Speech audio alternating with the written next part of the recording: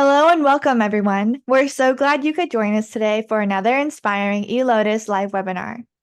If you're looking forward to today's class and want to discover a deeper meaning of five-element acupuncture, type yes in the chat.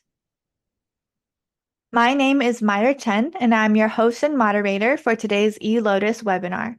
Here at eLotus, we have been hosting educational courses for over 3 decades, and we are proud to be your trusted source for premium CEU content with over 200 speakers, 700 courses, and more than 3,000 hours of CE. We truly appreciate you being here with us today. At eLotus, our mission is to support practitioners like you with wisdom, tools, and teachings from some of the most respected voices in Chinese medicine and beyond. Today, we are truly honored to introduce one of those voices, all the way from London. It is my pleasure to introduce our new speaker today, Gerad Kite, a renowned five-element acupuncturist with over 25 years of clinical experience. Trained directly under the legendary Professor J.R. Worsley, Gerad has devoted his life to this profound healing tradition. He is internationally recognized for his grounded, compassionate approach and for guiding both patients and practitioners through deep transformation, emotional healing, and spiritual awakening. Today's class is The Transformational Power of Five-Element Acupuncture, sponsored by Evergreen Herbs. Gerad will take us beyond symptoms, inviting us to see how illness and life challenges can become gateways for authentic change. He will show us how the five elements can be a roadmap for restoring balance, holding space for transformation, and reconnecting with acupuncture as a spiritual practice. Gerad Kite also has a pre-recorded course on eLotus titled Five Element Meet the Officials Yang Organs, going into depth about each of the Yang organs' relationships and unique roles. If you're interested in more five-element courses, we highly encourage also checking out David Hartman's series on the five-element archetypes and five spirits of acupuncture, and also Leda Herman's course on harnessing the five elements in alchemical Chinese medicine. I'll send the links for all the courses mentioned in the chat room for you shortly. And before we begin, a quick reminder to set your chat from host and panelists to everyone so that everyone can be part of the conversation. And if you have any questions for Gerad during the webinar, please use the Q&A box. And lastly, the quiz. The quiz for CEUs will be available within 24 hours for everyone with qualifying attendance. So let's settle in and get ready for a session that will bring fresh insight, renewed purpose, and a deeper understanding of our medicine. Please join me in welcoming Gerad Kite.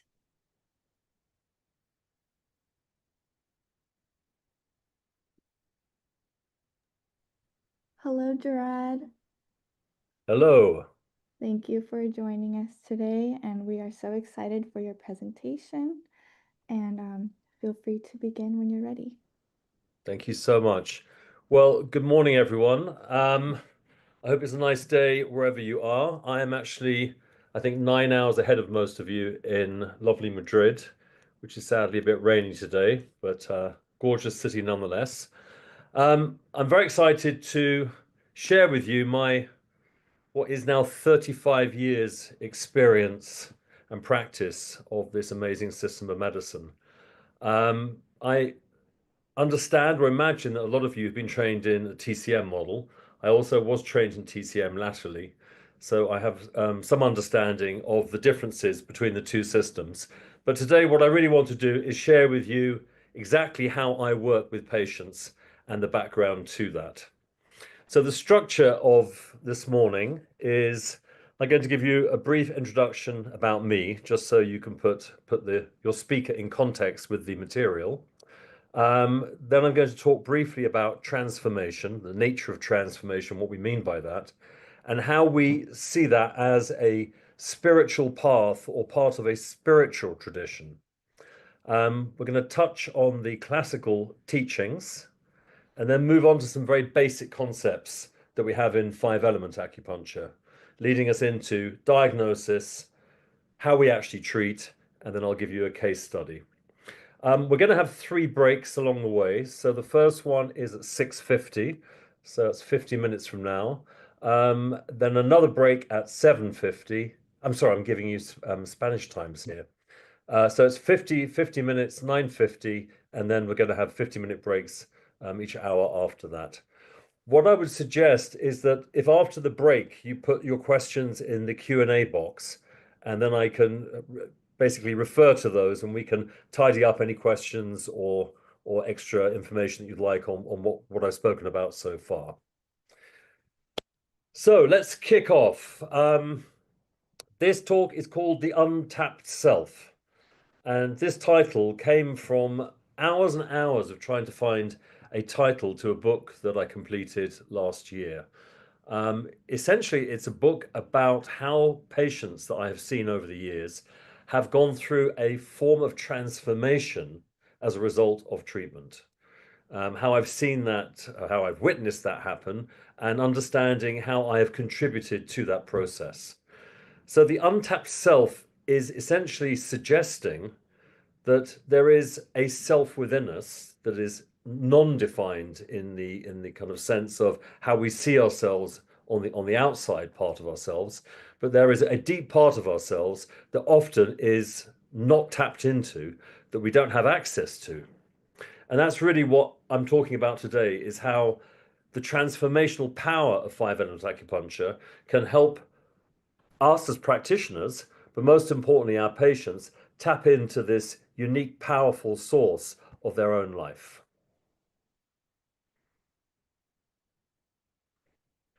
So a little bit about me. I'm going to give you my story that I feel is relevant, just so you understand where I'm coming from. So way back in 1984, I was living in London. I was working in the travel business. I did not know anything about alternative medicine. I did not know anything about anything slightly off center. I was very conventional, and feeling rather disappointed, I must say, in the English weather and the situation of how it was back in the 80s. I decided to take myself off on a one-way ticket to California. And I immersed myself into the culture there, which really was a culture shock. One of the biggest shocks for me was landing in 1984 and suddenly realizing that I was absolutely at the epicenter of the AIDS epidemic. And I remember going for an interview for a flat, and the first question I was asked was, "Do you have AIDS?" So for a 24-year-old arriving in this strange country and suddenly being confronted with this immediate prejudice was really quite shocking to me. Fast forward a couple of years, I very sadly witnessed the death of several new friends, and the community that I had integrated myself into was very rapidly disintegrating around me. And as a result, I was exposed to the desperate measures that a lot of my friends went to try and find some kind of answer to this terrible epidemic, and to find something in the absence of any medication. So it took me from being very conventional English into this bizarre world for me, and being confronted with dying and death at such a young age, that really my old way of thinking was shattered. And I started to look into what are all these alternative ways of thinking. One of the big influences at that time was Louise Hay and her concept of loving oneself, which for me was a very strange concept, because in England we barely said the love word unless you were madly in love with someone. So this idea of love, universal love, self-love was really quite a bizarre prospect for me. But I very quickly got curious and interested in this alternative world. And I had my very first acupuncture treatment in 1986 with a practitioner called Emmett Marks. And I went along not because I had anything wrong with me per se, but because so many of my friends had been to see him and everyone had talked about the shift they had felt in them in many different ways. I went along quite skeptically, but also with great curiosity. The morning after my first treatment, I remember waking up and feeling different. And for someone like me who was very attached to being in control, feeling that I was the master of my own destiny, this was quite a bizarre feeling to suddenly feel quite vulnerable and open and to start perceiving things very differently. I found it hard to accept that maybe it was down to the treatment. And then immediately after that, I just noticed that I started to change things. Now, obviously, I've made a big change by moving to California, but that was more of a logistical move that came from a desire for something else. The difference here after my first treatment was that I started to notice changes within myself that seemed to be coming from a different place. Right, apologies everyone. I must have dodgy internet here in Madrid. Sorry about that. So I was saying that I landed back in the UK and I then trained as a psychotherapist. Um, Again, something that I would never have thought of doing, but put this down to my first acupuncture treatment. And of course, I had treatments following on from that, including going to a new practitioner when I got to London. During this time, I was fascinated by what had happened to me. And so I started studying with two great Chinese sinologists. You may have heard of Père La and Elizabeth Rochat de la Vallée. They were doing translations of the classics and giving classes in London. And I used to go along to these, and to be honest, I barely understood a lot of what they were talking about. But I remember thinking, this is my home. They're speaking about something that makes sense to me. And very soon after that, I decided to go and study at Leamington Spa, which was Professor Worsley's college.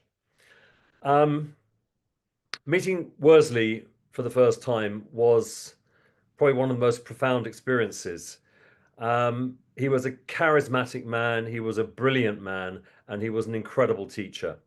And I can remember sitting in the class the first time he came to us, and it wasn't even so much what he was saying, it's the way that he was saying it. And I think I understood for the first time what transmission meant, that he somehow was conveying something that I knew to be true. And again, this was such a contrast for me because I'd always thought that the way that I think, the way that I work things out is the most important thing. And here was a man who was conveying information about this incredible ancient system of medicine in a way that didn't really go through my mind or through my understanding, but I really felt it. So I did my 3 years licentiate in Worsley's College. And I came out of there and I started my own practice. And having had the experience of losing so many friends to AIDS and wanting to do something to help my own community, I managed to secure a place at King's College Hospital in London and I worked on the AIDS ward. So I really cut my teeth, for want of a better expression, on the experience of treating people who were dying and people who I did not expect to be saving, of course, because at that time it was an absolute death sentence. But what I noticed during that very significant time in my development was that it wasn't necessarily about saving people's lives. It wasn't necessarily about getting rid of symptoms that could not be got rid of. It was witnessing how people changed their attitude or the way that they perceived the situation they were in. And I attributed that directly to the acupuncture treatment that they were receiving from me. It was a similar feeling I saw in them that I had when I had my first treatment, that was being able to step back from the horrors and the discomfort and the physical pain and actually see it from a different perspective. And so I knew from very early on in my practice that really this was the most profound part of this system of medicine, was that it tapped into a part of us that is beyond the kind of binary world of things being right or wrong, that there was a middle ground that we could help people come to. And what I really came to understand from that is what we essentially call balance and harmony. I then spent about 6 years in London. So I built my practice privately. I was working in the hospital. And then I decided to return to California, which was my big love from when I came there. And I went to the college in San Francisco, ACTCM. And that's where I did 2 years studying TCM and herbs. And this was so that I could get my California license. So again, it was an interesting learning experience to have only learned five element acupuncture and to then come and learn TCM and to be able to see how different these two systems are. What I noticed in particular was that when I was practicing five element acupuncture as Worsley taught, I used a very different part of myself than when I was practicing TCM and herbs. And that difference was quite a striking difference for me. And since then, when I teach people now, I always say, you need to find the one that really speaks to you. Now, for me, it was the five element model that really spoke to me, partly because of my own personal experience of having five element acupuncture at the very beginning. Um, After a few years, I moved back to London and I started my first school there, which was the London Institute of Five Element Acupuncture. And then in 2000, I started our current teaching situation, which is Yellow Path. So that's a little bit about me. I've kind of raced through that because I don't want to make this all about me. I want to share with you the system of medicine more than anything else.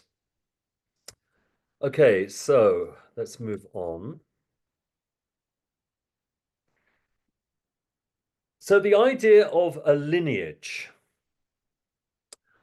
I find this fascinating. When I talked about my experience with Professor Worsley, it wasn't just that he was this brilliant, charismatic man. It really felt like he was embodying something that was beyond him and was part of history. And so I had a very strong feeling when I started training with him that what we're lucky to be able to do is to tap into something that really is quite profound and has stood the test of time. And this idea of an oral tradition, that we pass it down from master to apprentice, from master to apprentice, and that none of it is actually ours, that we personally can't take ownership of any of this stuff, that it is a profound understanding of nature that has been interpreted through great teachers and passed down to students. The the strongest feeling about it, or the strongest part of the teaching with Worsley, was this idea that our minds really can't understand this system of medicine. Although we have to use our minds to make sense of some of the concepts and to remember things and to learn where certain things are or what to do with them. So there is a contributing factor with the mind, but the main experience is that you experience it through yourself. And that's what I mean by the transmission, that you somehow embody an experience from the teacher. So there's something quite timeless about the whole thing. And this idea of a lineage, I think, takes away the insecurities that some of us have, is that we have to learn it all and we have to retain all this knowledge to be able to practice in the best possible way. That somehow there's something much bigger at play when we're doing this work. Okay, so let's just talk a little bit about this concept of transformation. What does that actually mean? So what we know is that everything in life changes. Now, sometimes we don't like that. The kind of conservative mindset is that we get to a place that we're happy with or relatively happy with, and we cling on to it, and we do our best to stay in that state because for whatever reason we feel that works. There's a couple of quotes here from Lao Tzu. The first one I like. Life is a series of natural and spontaneous changes. Don't resist them. That only creates sorrow and disease. So life is a series of natural and spontaneous changes. Don't resist them. That only creates sorrow and disease. Now, obviously, life changes on the outside. We know the annual cycles, we know the weather changes, we know that our environment changes, there are political changes. Of course, we know changes are a natural part of life. But I think a lot of us forget that also within us, there is a process of natural change, that we are not meant to be in a fixed state, that we have to accept that we're going to have good times, bad times, that we're going to have a full spectrum of what it is to be a human being. And often what we do when we don't like certain aspects of the changes that we feel inside of ourselves, we resist them. We resist feeling miserable. We resist feeling angry. We resist feeling jealous. There's lots of relatively dark or negative emotions that we really don't like. Sometimes we don't like the way our body changes, the way that we age, and we resist that. But what we know from the teachings and from what nature teaches us is that this is a cause of disease. To not be able to accept that change is inevitable, that change is something that not only is acceptable and inevitable, but we should welcome it and we should work with it. The second quote, when the winds of change blow, some people build walls and others build windmills. What I've noticed over the years with my patients is that often when they come in, the main thing they want is a symptom or they have a problem. And often we say, what is it you want from treatment?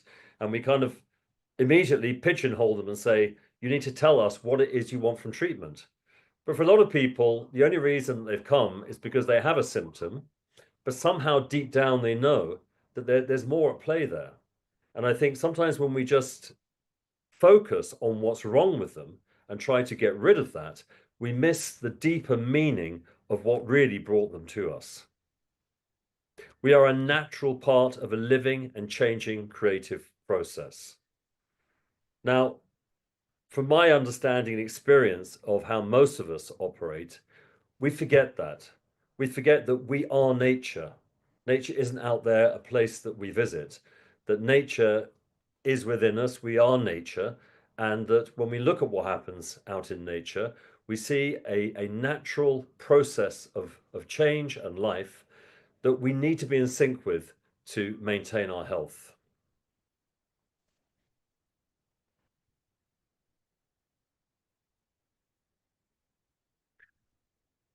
So the way of transformation. The way is another word for the Tao. So what we know about the Tao is that this is the origin. It's the cause of all things.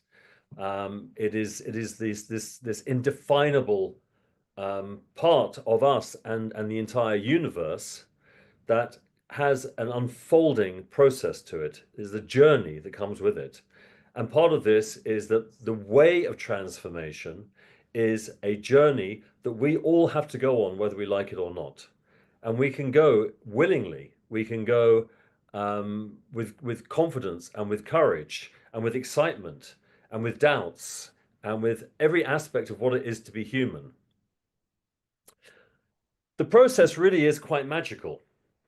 If we think that all of us have a life, if we look at people's biographies, that people are born and they have the story of who they are, where they come from, what they do, and eventually how they move on. We understand that we're all passing through this life. But often it doesn't feel magical at all. It can feel quite labored, it can feel difficult, it can feel painful. There can be joyful times within it. But generally, people often talk about life as being a struggle. When they come to us as patients, this is really what they're showing us through symptoms, through the way they think, through how they feel. What they're doing is they're somehow going against the way of transformation, which is a gift of life. What this system of medicine teaches us is that everything can change. And again, many of us have beliefs, values, certain behaviors, attitudes, body functions, things that we're not happy to see change. I know what I know. This is what I believe. This is how I am. We desperately try to cling to the things that we hold dear and we think are important to hold on to. But what this system of medicine teaches us is that there is the possibility always for change. So just to give you a personal example, I recently had to have open heart surgery. And I didn't think that would change me per se. In my head, I was thinking, this is something I need. I've got to have some parts changed. And I went in for the surgery and I came out and I recovered well. And I didn't think that anything had changed. But bizarrely, what had changed is that my body would no longer tolerate alcohol. My body would no longer tolerate meat, dairy products. So there was a change where I stopped drinking, stopped eating meat, stopped having dairy products that hadn't come from my head. It didn't come from a belief. Someone hadn't convinced me that what I was doing was wrong. It came from deep inside of me. And again, what this showed me is that as my body was healing, as I was coming through this profound change from this major physical intervention, I had the opportunity or the possibility to challenge what I'd done before. And this is the miracle, I think, of life, is that it can be very, very surprising. Now, obviously, what we don't want is that people have to face something as serious as that. In an ideal world, maybe those changes would have happened more naturally inside of me, and that would have prevented needing to have the surgery in the first place. But what, again, I personally found fascinating was the kind of the involuntary motion that propelled me into changing my beliefs, changing my behavior. The way of transformation is also rooted in our identity. So what Worsley taught very clearly is that although we are all part of nature, governed by the same natural law, we are also unique individuals. This was a concept that really amazed me when I was being taught at Leamington. It had never occurred to me that there has never been, currently isn't, and never will be someone the same as me or you or anyone else, that we are all a one-shot deal. And this uniqueness is quite a profound concept. If you think about it that way, if you really acknowledge that nature has created you as this unique manifestation of creation, how could we ever feel bad about who we are? How could we ever really question that we should be any other way? This incredible gift of life and this uniqueness that we're offered when we come into this world is something that we should cherish.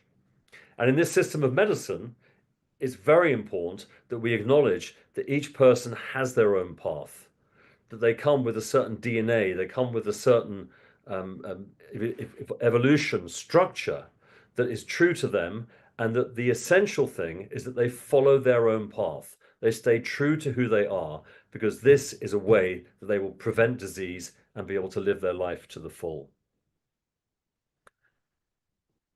So when we're looking at what this system of medicine does, what we're really saying is we want to help the person get back to who they really are, to have that inner perspective, to have that ability to reconnect with the depths of who they are and to follow the destiny. The Chinese were very, very keen on this concept of destiny.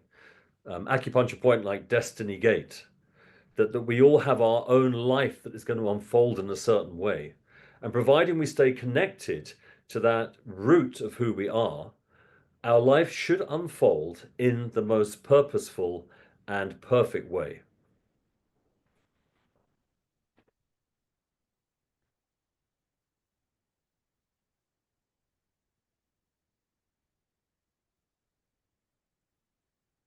So 5-element acupuncture. Yes, it is a system of medicine. Most of my patients that come to me have a problem. They have bad backs, they have menstrual cramps, they have depression, tangible symptoms that they want me to remove, understandably. And that is what treatment does. But we also have to recognize that this system of medicine primarily acknowledges that we're on a spiritual path, that there is a way of life to live, much of what I've just said. So this concept of a spiritual path is that we all must walk the Tao. We must walk the way of life and walk it in our own unique way. To live at one with nature. This was a big part of my education. Whenever I had a question for Worsley, inevitably he would say, if you want the correct answer, go and find it in nature, which to me didn't really mean very much at the time. But it was true that if I actually went back into nature and really paid attention to the workings of nature, how I felt in nature when I wasn't lost in my head, then I would find the answer to what I needed. An extension of that is listening to oneself, because we are nature, because the movements of nature, the balance of what we see in the natural world is also within us. Providing we are in relative balance and harmony, we can really listen to ourselves and know how we should move forward, what we should do. Also, part of the spiritual path is that we recognize that we are not alone here. The concept of Taoism is that there is a oneness to the universe, that everything emerged from one place, and that we are still connected to that oneness. And so asking for support, or when patients come to us asking for help through acupuncture, essentially what we're saying is, can we come back to that feeling of oneness? Because we're not meant to do it alone. We're meant to be here together. We are here together, and we're here to share and look after each other as we go through this life process. And another really big one is to trust oneself. To trust that if you really listen to who you are, if you really pay attention to what feels right and to move away from what feels wrong, to trust that you deep inside know far more than the calculations of your mind or what society tells you, what your parents tell you, or what you think your peers want you to do, to really come back to yourself and trust yourself. And this really is a focus of this system of medicine. When I'm trying to judge whether someone is benefiting from treatment, it's not has their symptom disappeared, because sometimes it will take time for a symptom to disappear because the symptom is just a messenger. But what I'm looking is to see if the person is able to actually trust that they have what it takes to return to full health.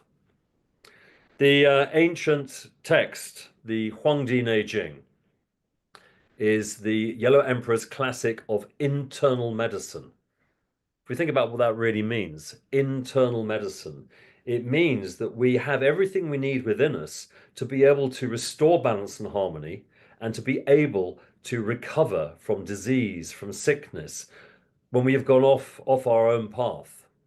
And this again is a very Eastern concept, different to the West, where rather than always going and asking for help, thinking someone else is going to work it out for us, is that we can actually do it for ourselves with the assistance of someone else, like an acupuncturist.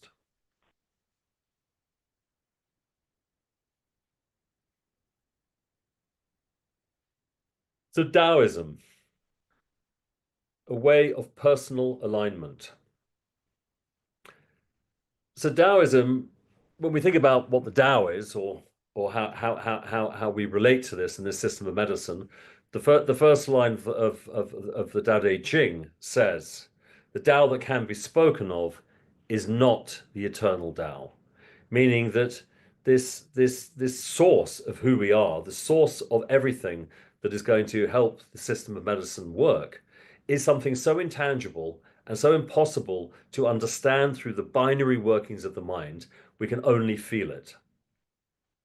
So the way of personal alignment is for us to be able to find that point of balance within us, so that we can then be in this world in the multiplicity of ways that are available to us. So if you want to awaken all of humanity, then awaken yourself. This again idea is that we all have influence, that if we want to see changes on the outside, the change has to happen on the inside. If you want to eliminate suffering in the world, then eliminate all that is dark and negative in yourself. Truly, the greatest fight you have to give is that of your own self-transformation. So this is a quote from Lao Tzu. This is the core, I think, of what five-element acupuncture offers people, is this idea that we have to take responsibility for our own healing, that we need to stop looking on the outside, stop trying to find these solutions on the outside, and come back inside and recognize that we have all that we need to recover from the disease or the symptoms that we're suffering with. And that not only does that help us, but that one small step that each of us can take can then affect the whole of humanity.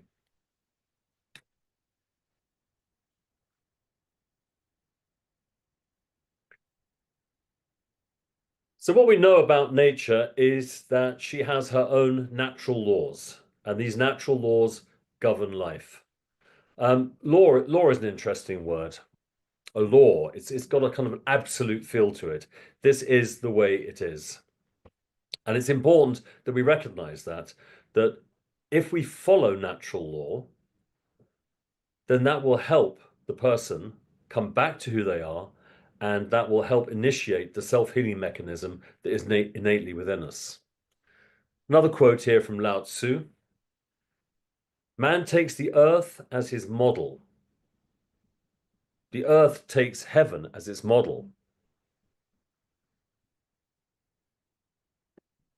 Heaven takes Tao as its model, and Tao takes nature as its model." So what this is saying is that we have to respond to the world around us. We have to follow the natural law that we experience, which is in the seasons, which is what happens within us.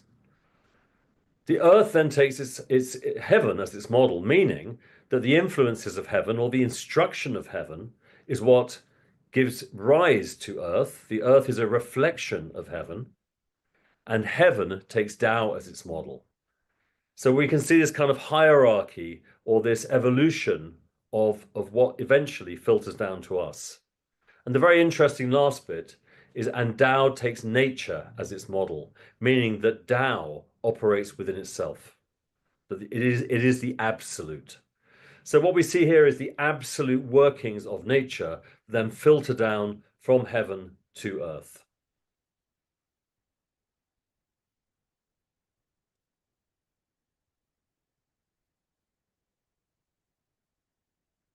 So who or what are we? This is a good question. In this tradition, the starting point really is to take a leap of faith and accept that we are not just a body and a mind. We are a body, a mind, and a spirit. Now, at our school, often this is the first and most difficult thing for students to get their heads around, or impossible to get their heads around. Most people that come to us to study want to help people. And the reason they've come is because either they have personally or they've seen friends who've had problems physically and emotionally, mentally, and they've seen how they've been helped by acupuncture. The problem is, if we ignore the real animating aspect of this system of medicine, it doesn't really work. So what we have to first of all do is accept that a human being is composed of body, mind, and spirit. And the spirit has a profound influence on the workings of the body and the mind. Now, if you treat the body, of course, that will affect the mind. And if the mind is working well, it means that the presence of spirit is going to be there too. And this works in all ways. But what we have to recognize in this tradition is that if we don't recognize that the spirit really is possibly the most important aspect of the treatment, then we've really got a missed opportunity here.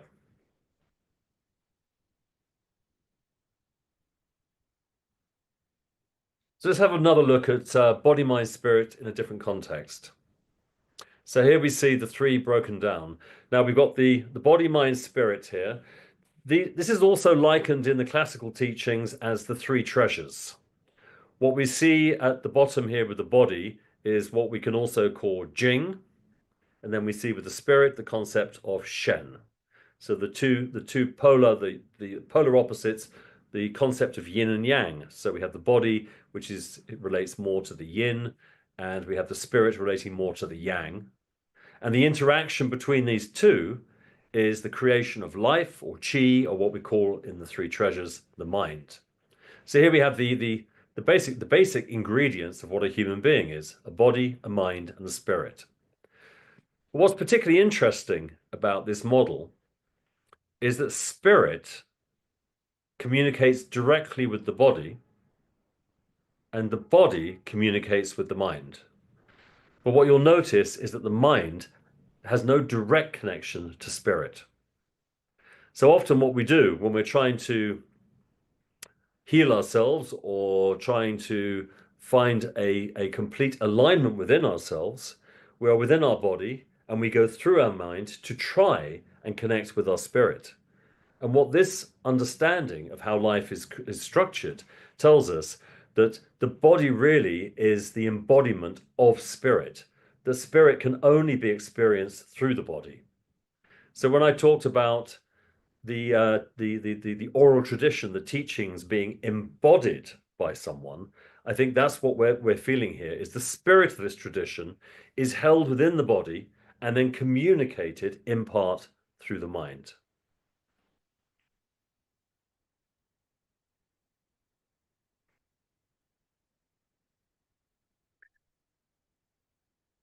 So when I was studying with Father Lahr and Elizabeth Rochat de la Vallée, this was back in the 90s. I went to a lecture in 1990 called The Patient-Practitioner Relationship. And this was a chapter taken from the Su Wen, chapter 39. And it really emphasized the importance of acknowledging the importance and power of spirit in the success of any treatment. So, quote here on the left: the most important thing for healing is the relationship of the practitioner, the spirits, and the patient. So, if we think about what that really means, the most important thing for healing is the relationship of the practitioner, the spirits, and the patient. What this is essentially saying is that when the patient and the practitioner come together, and there is a relationship, a real relationship, where these two human beings connect with each other at the most powerful level, which is not through the mind, which is not through the body, but by being with each other, this is when the magic happens. And we know that this is true to some extent from experiences of being with Western doctors. And this is not to discredit Western doctors, but often doctors don't have the time or the education or know-how, that unless they form a relationship, a real relationship with the patient, there is something missing. There have been studies shown that the placebo effect of when a medication is handed to a patient by a doctor or practitioner who has a relationship with the patient, it is more effective. What this tradition tells us is that unless we are prepared to be in rapport with ourselves, to have a profound relationship with who we are, and to invite the person sitting in front of us or the person with us to join us in that space, the process will not happen in the fullest of ways that it should. Then it also says acupuncture has to move the patient's spirit to be successful. It is not merely mechanical. Now, this all can sound a little bit abstract because it's difficult to understand this because it's not about understanding it. It is about knowing a relationship within yourself. Acupuncture is not just about putting needles in people.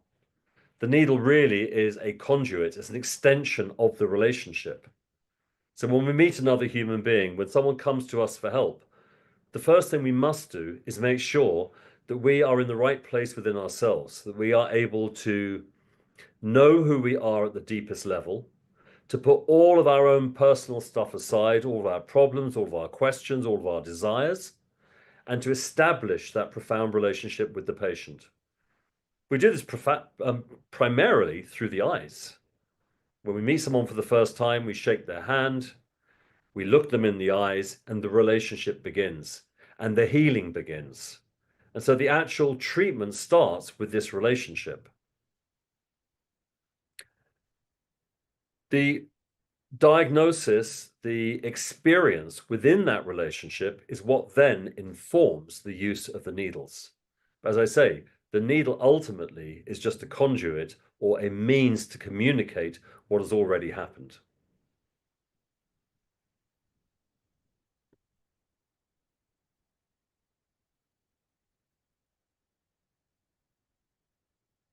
So now we look at some of the basic laws.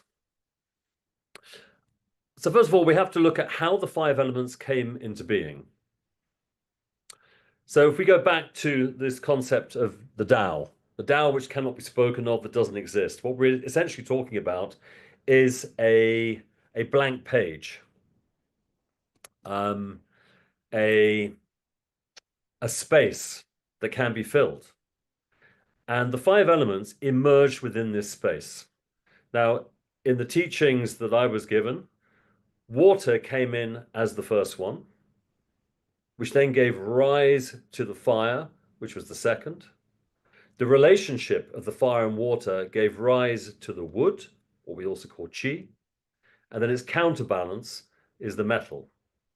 And these four movements of energy, movements of qi, eventually gave rise to form, which is the earth. And so here we have the emergence of the five elements. This is where we see life emerging from nothing into something. What's interesting is that Big Bang Theory actually follows the same kind of concept as this, is that the whole of the manifest universe came from one small burning hot spot that emerged and cooled over time. So this is very important to understand in the five element tradition, is that what we're dealing with really is a manifestation of the Tao. So the intelligence behind the five elements comes from the Tao, which aligns with the quote I gave you earlier on.